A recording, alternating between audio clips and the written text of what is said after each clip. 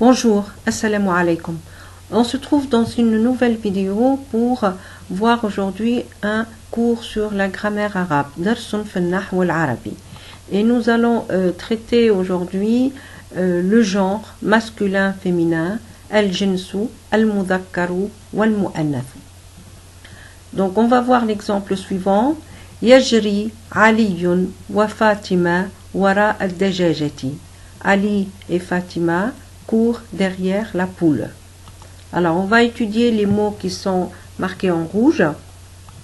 Aliyun, c'est un nom propre masculin. Ismu shakhsan mudhakkarin. Fatima, c'est un nom propre également féminin. Ismu shakhsan mu'annathan. Et la poule, ad-dajajatu, nom d'animal féminin. Ismu hayawanin mu'annathin.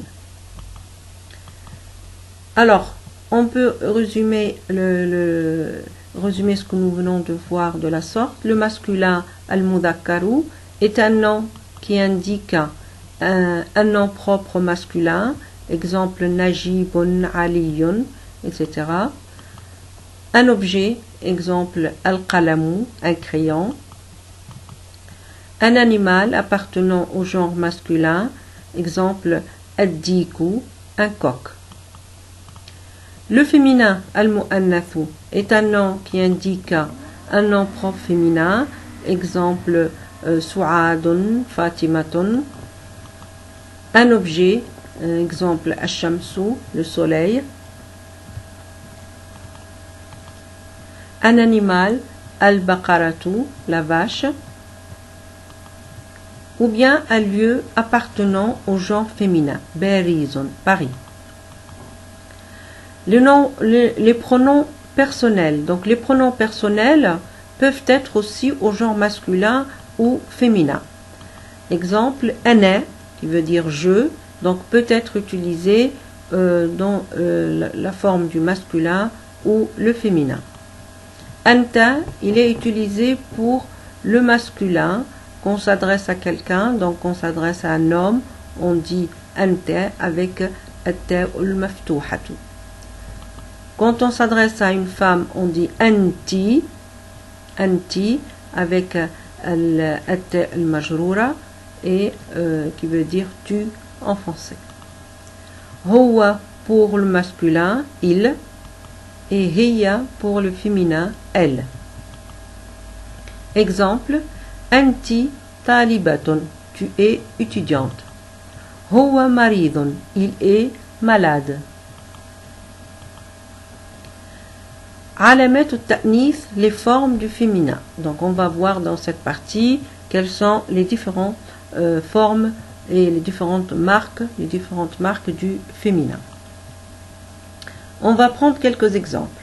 Alors le premier, waqafat imra'atun, une femme s'est arrêtée. Imra'atun, une femme. Donc on voit qu'elle finit avec at-ta, donc ici, tun, et c'est une ta'un marboutatun. Donc le mot qui finit par une ta'un marboutatun est un nom féminin.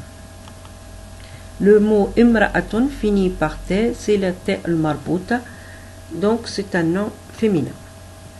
Alors il faut savoir que la ta al-marbouta s'écrit donc de la sorte, et lorsqu'elle n'est pas attachée au mot. Et elle s'écrit d'une autre manière quand elle est attachée au mot, comme l'exemple du mot fatimatun. Donc fatimatun, c'est le même ta qui est là, mais là il est attaché au mot. Donc il y a une écriture différente quand il est attaché au mot.